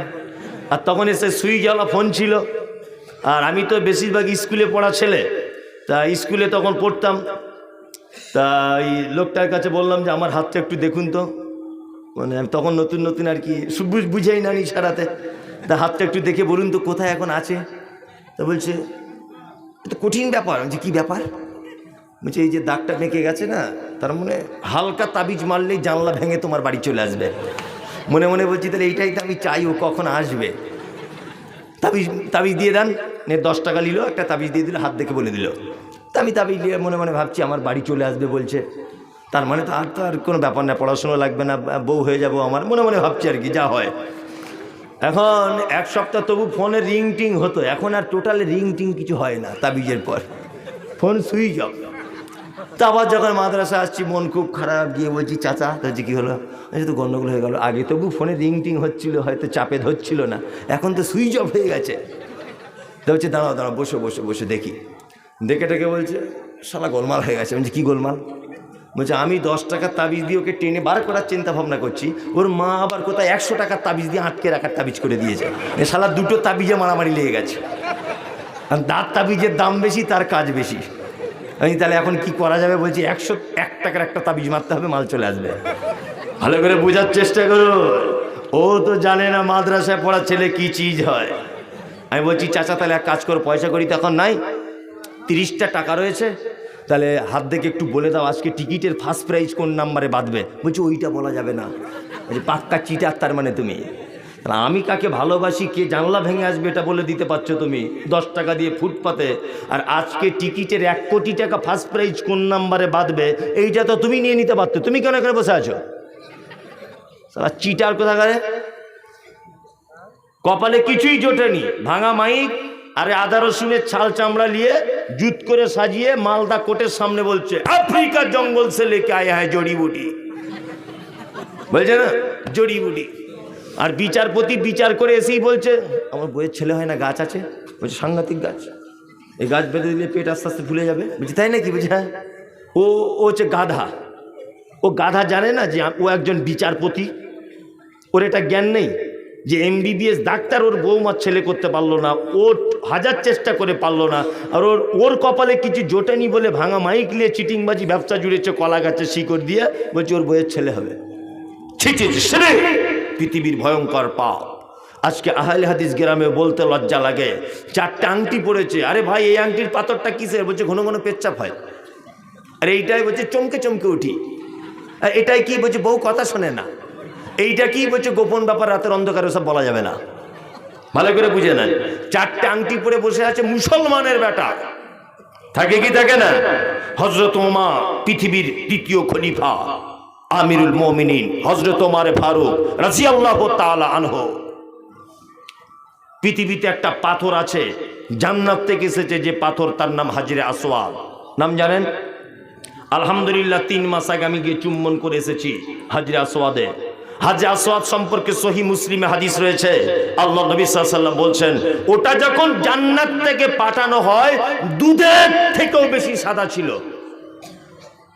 কিন্তু আদম সন্তান পাপের বোঝা নিয়ে মক্কাতে চুম্বন করতে করতে আলকাতরার মতো কালো করে দিয়েছে। হযরত ওমর পাথরের দিকে আঙুল বাড়িয়ে দিয়ে বলছে, পাথর, আমি কোশ্চিন কালেও তোমাকে চুম্বন করতাম না। তুমি জড় পদার্থ, মানুষের উপকারও করতে পারো না, ক্ষতিও করতে পারো না। শুধু তোমাকে চুম্বন করব এই কারণে আল্লাহর নবী করেছিলেন তাই। জান্নাতের পাথরে কোনো উপকার করে না, আর অষ্টধাতু পাথরে উপকার করে। খ্যাপা কলকাতায় কেজি দরে বিক্রি হয়, বড় বাজারেও পাথর। কি বললাম বুঝলেন? কলকাতায় কেজি দরে বিক্রি হয়, পাথর কিনে নিয়ে চলে আসবেন। চলুন, মুশরিক বলে দিলাম, শিরিক ধারণা দিয়ে দিলাম, মুনাফিকদের পরিচয় করিয়ে দিলাম। এবারে দুটো খারাপ বলে দিলাম, মুশরিক আর মুনাফিক দুটোই খারাপ না? এবার একটা ভালো বলে দিই, মোমেন। মোমেনদের ব্যাপারটা বলি। আপনারা কেউ চলে যান না, চলে গেলে আমার সুবিধা হবে, যদিও আমিও চলে যেতে পারবো। কিন্তু আপনারা বসে আছেন তো, আলহামদুলিল্লাহ বসুন, আমি আর কিছুক্ষণ পরেই ছেড়ে দেবো ইনশাল্লাহ। এক, মোমেন, এটার পরিচয় কি? এটা হতে গেলে কি কি গুণ লাগবে? আল্লাহ বলেন, ইন্নামাল মুমিনুনা আল্লাযীনা ইযা যুকিরাল্লাহু ওয়াজিলাত কুলুবুহুম ওয়া ইযা তুলিয়াত আলাইহিম আয়াতুহু যাদাতুহুম ঈমানা ওয়া আলা রাব্বিহিম ইয়াতাওয়াক্কালুন। মুনাফিকদের বর্ণনা দিলাম, মুশরিকদের বর্ণনা দিলাম। এবার আল্লাহ বলছে, আমি আল্লাহ মোমেনের পরিচয় দিচ্ছি, বান্দা তুমি শুনে নাও। মোমেনের পরিচয় কি? আল্লাহ বলেন, ইন্নামাল মুমিনুনা আল্লাযীনা ইযা যুকিরাল্লাহু ওয়াজিলাত কুলুবুহুম। মোমেন হলো তারা যাদের সামনে যারা পাপ করবে, অন্যায় করবে, যারা পাপের সঙ্গে লিপ্ত থাকবে, কিন্তু তাদের পাপের কথা স্মরণ হয়ে গেলে আল্লাহর ভয়ে থরথর করে কাঁপবে। এটা হচ্ছে মোমেনের এক নম্বরের গুণ। মোমেনের গুণ কি? পাপ করবে, অন্যায় করবে, তার ভিতরে কিছু খারাপি থাকবে, কিন্তু সেই খারাপিটা করার পরে আল্লাহর স্মরণ চলে এলে ভয়ে থরথর করে কাঁপবে। দুই নম্বরের গুণ আল্লাহ বলেন, আয়াতুহু যাদাতুহুম ঈমানা। আর মোমেনের দ্বিতীয় নম্বরের গুণ, তারা হলো মোমেন যাদের সামনে আমার কোরআনের আয়াতকে তেলাওয়াত করা হয় আর তার কি হয়? ঈমান বেড়ে যায়। কোরআনের আয়াত শুনলে ঈমান কি হয়? বেড়ে যায়। আল্লাহু আকবার। এখানে হাজী সাহেব কেউ আছেন? কে? আলহামদুলিল্লাহ, হাজী সাহেব। মক্কায় যদি যান, অন্তত পক্ষে ফরজ হজের টাকা না থাকলেও একবার উমরাটাও করে আসুন, তৃপ্তি পেয়ে যাবেন। আল্লাহু আকবার। কাবার ইমাম আব্দুর রহমান আস-সুদাইস হাফেজাহুল্লাহ, তিনি মাগরিবের আর এশার সালাত আদায় করাতেন, অনেক সময় ফজরের আদায় করাতেন, ঠিক আছে। তবে এশার নামাজটি প্রতিদিনই আদায় করতেন আর আদায় করাতেন, তেলাওয়াত করতেন, কোরআন তেলাওয়াত। আল্লাহু আকবার। ওনার যদি তেলাওয়াত আপনি শোনেন, তা মনে হবে একটা একটা তেলাওয়াতের একটা একটা আয়াতে 1 লাখ টাকা করে শোধ। এত সুন্দর, তাই না হাজী স্যার? এত সুন্দর। কোরআনে যখন জাহান্নামের আয়াতের কথা আসে, তখন আব্দুর রহমান আস-সুদাইস 10 সেকেন্ড 20 সেকেন্ড বাচ্চা ছেলের মতো how how how how how how করে কাঁদে। আমি গিয়েছিলাম, আর আমার সঙ্গে উত্তর দিনাজপুরের একজন চাচা গিয়েছিল। 46 জন মানুষকে নিয়ে 3 মাস আগে উমরা থেকে ঘুরে এলাম। আর ওই যে চাচাটা আমার সঙ্গে গিয়েছিল, অশিক্ষিত লোক, লেখাপড়া জানে না, আরবি জানে না, বাংলা জানে না, কিছুই জানে না, চাষিবাসী মানুষ। আমি যতবার তওয়াফ করতাম, ওই লোকটা আমার জামার কলার ধরে থাকতো। আমি বলতাম, চাচা তুমি কেন আমার জামা ধরে থাকো? বলছে মমতাজুল সাহেব আমি বয়স্ক লোক, চোখে কম দেখি, আমি মনে হয় হারিয়ে যাব, এই কারণে আপনার জামার কলার ধরে থাকি, আপনাকে ভয়ে ছাড়তে পারি না। আজান হচ্ছে কাবাতে, হাইয়া আলাস সালাত। সমস্ত নামাজিরা কাবার চারিদিকে দাঁড়িয়ে গেল, আমিও দাঁড়িয়ে গেলাম। আমার ডান দিকে চাচা দাঁড়ালো, আর আব্দুর রহমান সুদাইস তিনি সুললিত কণ্ঠে তেলাওয়াত করছেন। এত কান্না কাঁদছে, এত কান্না কাঁদছে, আমিও কাঁদতে শুরু করে দিলাম। আমি আলেম মানুষ, কোরআনের একটু বুঝতে পেরেছি আল্লাহ জাহান্নামের কথা বলছে, কিন্তু আমার ডান দিকে উত্তর দিনাজপুরের চাচাটা দেখছি বাচ্চা ছেলের মতো ডুকরিয়ে ডুকরিয়ে কাঁদছে। নামাজ শেষ হয়ে গেল, চাচাকে বললাম, চাচা সত্যি করে বলো দেখি তুমি কেন কাঁদলে? তুমি তো কোরআন জানো না। আমি না হয় আলেম মানুষ বলে কেঁদেছি, আব্দুর রহমান সুদাইস তিনি না হয় আলেম বলে কেঁদেছেন, কিন্তু চাচা তুমি যে কোরআন জানো না, তুমি কেন কাঁদলে বলো? চাচা তখন বলছে, মমতাজুল সাহেব আমার এই 70 থেকে 75 বছর বয়স, তুমি আমার বেটার বয়সী, কোরআন শুনলে যে ঈমান বেড়ে যায়, আমার জীবনে কোনোদিন ঈমান বাড়েনি। আমার মসজিদে আজকে 50 বছর নামাজ পড়ছি, আমার চোখ দিয়ে কোনোদিন পানি আসেনি, কিন্তু মমতাজুল বেটারে আজকে যেন আমার 1 লাখ টাকা শোধ হয়ে গেল। এত সুন্দর তেলাওয়াত জীবনে কোনোদিন শুনিনি। আমার মনে পড়ে গেল আল্লাহ বলেছে, আয়াতুহু যাদাতুহুম ঈমানা ওয়া আলা রাব্বিহিম ইয়াতাওয়াক্কালুন। আল্লাহ বলে মোমেন তারা যাদের সামনে কোরআন তেলাওয়াত করা হবে আর কোরআনের আয়াতগুলি একটা একটা করে বললে তাদের অন্তরে যেন ঈমান বেড়ে যাবে, ঈমান বেড়ে যাবে। কোরআন তেলাওয়াত করলে ঈমান বেড়ে যায়। বড় দুঃখ লাগে, খুব দুঃখ লাগে। মক্কা মদিনার মানুষদের এত টাকা পয়সা, এত ধনী কেন জানেন? আমি গিয়ে যা বুঝেছি দুটো কারণে। হাজী সাহেব সাক্ষী দেবেন। এক, মসজিদে নববীতে কোরআন মাজিদ রাখা আছে মনে হয় কয়েক লক্ষ, ঠিক বলছি কিনা? মদিনার মসজিদে নববী, মসজিদে বেলাল, মসজিদে গামামা, মসজিদে কিবলাতাইন, মসজিদে কুবা, মসজিদে আবু বক্কর, যত মসজিদে সালাত আদায় করেছি এমন কোন মসজিদ নেই মদিনাতে যে মসজিদে 2-4 হাজার কোরআন মাজিদ রাখা নেই। কি বললাম বুঝলেন? আরাবিয়ান মানুষ যারা, তারা নামাজের পরে পরই হেলান দিয়ে কোরআন তেলাওয়াত করছে, আর খেজুর আর জমজমের পানির বোতল সাইডে রেখে দিয়েছে। আল্লাহু আকবার। দুবাইয়ের এয়ারপোর্ট আবুধাবি এয়ারপোর্টে রাত 2টোর সময়তে আমাদের প্লেনটা গিয়ে দাঁড়ালো। রাত 2টোর সময়তে ইমিগ্রেশনে আমার পাসপোর্টটা যখন দিচ্ছি, একজন মহিলা পর্দা করে চোখ ঢেকে আছে, ও সূরা রহমান তেলাওয়াত করছে আর পাসপোর্টের কাজ করছে। আল্লাহু আকবার। অন ডিউটিরত অফিসার যারা বন্দুক নিয়ে দাঁড়িয়ে আছেন, কাঁধে, কিন্তু কোরআন তেলাওয়াত চালিয়ে যাচ্ছেন। আমাদের ছেলেরা সুযোগ পেলে পাবজি, ফ্রি ফায়ার খেলে না? আর ওখানে মক্কাতে একটা পার্কে গেলাম বেড়াতে, যে দেখি আমাদের ইন্ডিয়ান মতন পার্ক কিনা। আলহামদুলিল্লাহ আমি গেলাম, তো অনেক বন্ধু বান্ধব সব ফ্রিতেই আমাকে ঘোরালো, অনেক আউটসাইডগুলো সব সাইটে যত সিন আছে সব দেখালো। তো একটা পার্কে গেলাম, আরবের বেশিরভাগ মানুষের আমি যা বুঝলাম যে একটা মানুষের 2-3টে করে স্ত্রী, এটা আমি গিয়ে যা বুঝলাম ওখানে। তা আরবিয়ানরা 2টো স্ত্রী দুদিকে বসে আছে, স্বামী বসে আছে, বাচ্চা কাচ্চারা সব খেলছে পার্কে, আর 3জনা মিলে দেখছি গল্প করা বাদ দিয়ে কোরআন মাজিদ তেলাওয়াত করছে। আল্লাহু আকবার। তাই বুঝলাম আল্লাহ এদের এত সম্পদ দিয়েছে তার একটা কারণ, যে এরা কোরআন তেলাওয়াত খুব বেশি করে।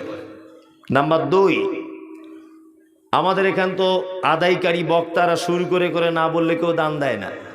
হাজী সাহেবকে জিজ্ঞাসা করুন, মক্কাতে নামাজ পড়ে বার হয়ে যখন গাড়ি বিরিয়ানি ওই ক্লক টাওয়ারের ওদিকটাতে গাড়ি বিরিয়ানি ফ্রিতে বিলি করছে। স্কুলের ছাত্ররা রোদ্দুরের দিনে স্কুল ব্যাগে, আমি সব ক্যামেরা করে ভিডিও করে ছেড়েছি ওগুলো, স্কুল ব্যাগে পানির বোতল নিয়ে হাজী সাহেবদেরকে পানি পান করাচ্ছে ফ্রিতে। গাড়ি কলা, বড় বড় বিদেশের কলা ফ্রিতে বিলি বন্টন করছে হাজী সাহেবদের জন্য।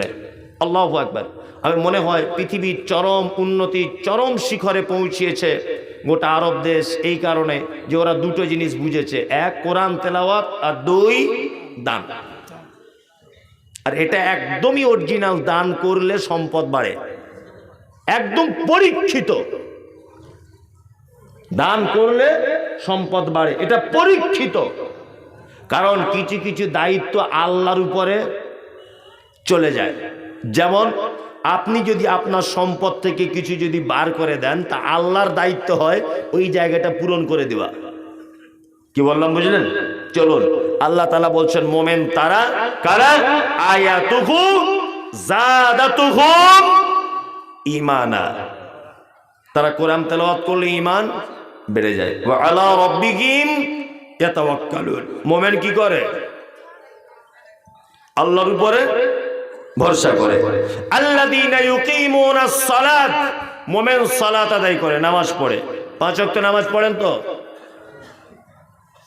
কারা পড়েন দেখি, তাহলে চোর ধরা পড়বে। আলহামদুলিল্লাহ, অনেক লোকই আছে পড়েন না। 5 ওয়াক্ত সালাত আদায় করুন, এটা বাধ্যতামূলক একটা ইবাদত। কি বললাম বুঝলেন? আমাদের বর্তমান সমাজে 3-4 রকমের নামাজি পাওয়া যায়, আছে না? কেউ কেউ আছে জোহরে যায়, আসরে যায়, মাগরিবে থাকে না, এশায় দোকান বন্ধ করে, ফজরে ঘুম ভাঙে না, এরকম নামাজি আছে। আবার কিছু নামাজি আছে শুধু জুম্মার দিনে যায়, তাই না? একদম বড় পাঞ্জাবি, সাদা টুপি আর সাদা লুঙ্গি, সাদা পাঞ্জাবি, এমন পোশাক পরে যাচ্ছে মনে হচ্ছে আব্দুল কাদের জেলানি আসছে, সপ্তাহে একদিনের। আর কিছু লোক আছে ঈদুল ফিতর, ঈদুল আজহা, তাই না? আর একটা লোক আছে 5 ওয়াক্তই পড়ে, তবে কিছু বুঝে না, 5 ওয়াক্তই চালায়, নামাজ পড়ে। চাচা কত বছর নামাজ পড়ছো? বাপ বলছে 30 বছর হবে। দুয়া কুনুতটা একটু বলো তো। বলছে অত বড় দুয়া কি করে বলবো, মানে কি আর সম্ভব বাপ, তবে 30 বছর নামাজ পড়ছি। আচ্ছা, একবার সেজদা দিয়ে উঠে আর একবার যখন দিবে, তার মাঝখানে কি দোয়া বলে? বলছে জিভের আড়ই তো ভাঙে না। তাহলে ওটাও জানো না? বলছে না। আল্লাহু আকবার, আল্লাহুম্মা বাঈদ বাইনি ওয়া বাইনা খাতাইয়া কামা বা'আদতা বাইনাল মাশরিক, এটা জানো? হয় না, পারি না বাপ। এত বড় দোয়া কি করে বললো বাপ? চোখে কম দেখি, কানে কম শুনি। বলছে চোখে কম দেখি, কানে কম শুনি, 2 টাকা কম দিয়ে দেখুন, ঠিক বুঝতে পেরে যাবে। কি বললাম বুঝলেন না? হ্যাঁ, বর্ষাকালে একদম মানে লুঙ্গি একদম এইদিকে গুঁজে দিয়ে কোদাল নিয়ে মাঠে জমির আল কাটছে, তখন চাচা পুরো সুস্থ, তাই না? ওই লোকটাকে আপনি জিজ্ঞাসা করবেন, ওই লোকটা দেখবেন আপনি যখন নামাজ পড়বে, আল্লাহু আকবার, চাচা কি করো? তুমি তো বললে দোয়া জানি না। তুমি যে ঠোঁটটা নাড়াচ্ছ, কি বলছো সত্যি করে বলো। দোয়া জানে না, অথচ সব জায়গায় গিয়ে ঠোঁট নাড়ায়, দেখবেন নাড়ায় না। আমি একটা ব্যাপার বুঝেছি, যে এতদিন মানুষকে ধোকা দিয়ে হলো না, এখন আল্লাহকে ধোকা দিচ্ছে মসজিদে, এটা আমি মনে করি। তুমি দোয়া জানো না, চুপচাপ মেরে থাকো। আর দোয়া না জেনে কতদিন কাজ চলবে? কতদিন কাজ চলবে দোয়া না জেনে? এই জাতি কিয়ামত পর্যন্ত পরিত্রাণ পাবে না। যে জাতি তার জলসাতে 10 কুইন্টাল জিলাপি বিক্রি হয় একটা দোকানদারের, অথচ ইসলামিক বইয়ের দোকানদারের 1000 টাকাও বিক্রি হয় না, এই জাতি সঠিক জিলাপি খুঁজে পাবে, দেশি বাদাম আর হাইব্রিড বাদামের পার্থক্য করতে পারবে, এ জাতি কখনো সঠিক ইসলাম পেতে পারে না। 20 টাকা দিয়ে একটা বাংলা দুয়ার বই কিনলেই তো মিটে যায়। আরে 6 মাসে আত্মাইয়াতটা মুখস্থ করা যাবে না? 6 মাসে বায়াত বাইনিটা মুখস্থ হবে না? আর কতদিন এরকম ভাবে চলবে? আপনি তো আল্লাহকে ধোঁকা দিচ্ছেন। আল্লাহ বলেন, আল্লাযীনা ইউকিমুনাস সালাতা ওয়া মিম্মা রাযাকনাহুম ইউনফিকুন। মুমিন হলো তারা, মসজিদে যখন আজান দিয়ে দিবে, ও বাড়িতে বসে থাকতে পারবে না, ওর মন যেন মসজিদে চলে যাবে। মসজিদে গিয়ে সালাত আদায় করবে, ইমাম সাহেব তেলাওয়াত করবে, তার ঈমান বেড়ে যাবে। সারা দিনে যত ভুল করেছে নামাজের পরে একা একা অনুতপ্ত হবে, আর আল্লাহর দরবারে দুটো হাত তুলে দিয়ে বলবে, রব্বানা আতিনা ফিদ দুনিয়া হাসানাতাও ওয়া ফিল আখিরাতি হাসানা ওয়া কিনা আযাবান নার। নামাজ শেষ করার পরে আল্লাহ বলছেন আমিম্মা রাযাকনাহুম ইউনফিকুন, আর মুমিন হলো তারা, তাদেরকে আমি যে রুজি দিয়েছি সেই রুজি থেকে আমার রাস্তায় কিছু দান করে দেবে। মুমিনের 5 নম্বরের গুণ কি? মুমিন আল্লাহর রাস্তায় কি করবে? দান করে দেবে। যদি বলছেন আপনি এতক্ষণ থেকে থেকে দান চাইবেন নাকি, ওতে আমি নেই। আমি আপনাকে দানের গুরুত্ব সম্পর্কে একটা চমৎকার হাদিস বলি। হাদিসটা বর্ণনা করেছেন, নাম হলো তার আম্মা জান আয়েশা সিদ্দিকা রাদিয়াল্লাহু তাআলা আনহা। বাপের নাম আবু বকর, মায়ের নাম হলো উম্মে হানি।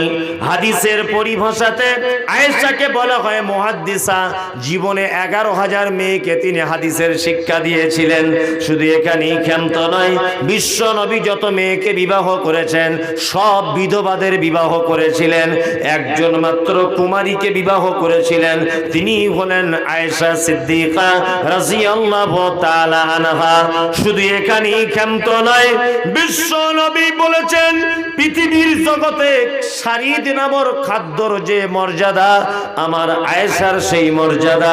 শুধু এখানেই ক্ষান্ত নয়, আম্মা জান আয়েশাকে বিবাহ করার আগে আল্লাহর নবীকে স্বপ্নের মাধ্যমে দেখানো হয়েছিল, এই দেখুন আল্লাহর নবী, ইনি হচ্ছেন হযরতে আয়েশা আবু বকরের বেটি, ইনি হবেন আপনার স্ত্রী। এই বিবিটা হাদিস বর্ণনা করেছেন। হাদিস বর্ণনাকারিনী আয়েশা কোন বিবি নবীজিকে করিলেন জিজ্ঞাসা, ও গো নবী তব সাথে দেখা হবে কার? নবী বলে দুনিয়াতে হাত লম্বা যার। মা আয়েশা বলে এ কথা যখন শুনিলাম কানেতে, কাঠখণ্ড লয়ে হাতে লাগিলাম মাপিতে, দেখিলাম বিবি সাউদার হাতে লম্বা বলি, আমারও মুখেতে ওগো পড়ে গেল কালি। হাত লম্বার অর্থ পরে পারিলাম বুঝিতে, দান ধন যারা করে এই দুনিয়াতে। তারপরে জয়নাব এসে নবীজিকে কয়, কেন জয়নাব আল্লাহ রাস্তায় বেশি করে ক্ষয়? এ গ্রামের মানুষ শুনুন হাদিসটি বুখারীর। জয়নাবে আনন্দ আর আয়েশার মুখ ভারী। আম্মা জান আয়েশা বিশ্ব নবীকে ডেকে বলছেন, ইয়া রাসূলুল্লাহ, কিয়ামতের দিনে লক্ষ কোটি এক জায়গায় মানুষ থাকবে, সেই দিন আপনার সঙ্গে প্রথমে দেখা হবে কার? আপনি বলে দেন। বিশ্ব নবী বললেন, আয়েশা, তাই তার সঙ্গে প্রথমে আমার দেখা হবে যার হাতটা বড় লম্বা। আয়েশা অল্প বয়সের মেয়ে, ব্যাপারটা বুঝতে পারলেন না। একটা কাঠের লাঠি নিয়ে অন্যান্য বিবিদের হাতগুলো মাপতে শুরু করে দিলেন। দেখা গেল বিশ্ব নবীর আর একজন বিবি নাম হলো তার সাউদা। সাউদার হাতটা লম্বা হয়ে গেল। আম্মা জান আয়েশা দুঃখ মনে বলছেন, ইয়া রাসূলুল্লাহ, তাহলে কি আপনার সঙ্গে মনে হয় আমার আর দেখা হবে না?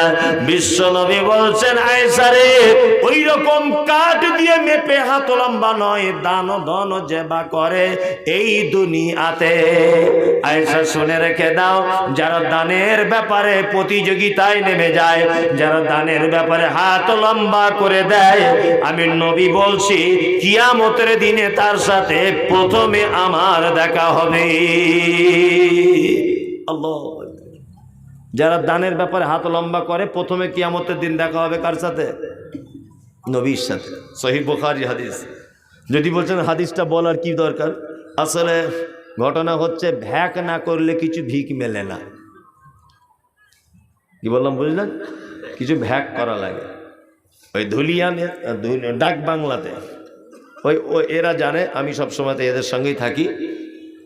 তা ধুলিয়ান ডাক বাংলাতে একটা মেয়ে বউ না লোক ভিক্ষা করে।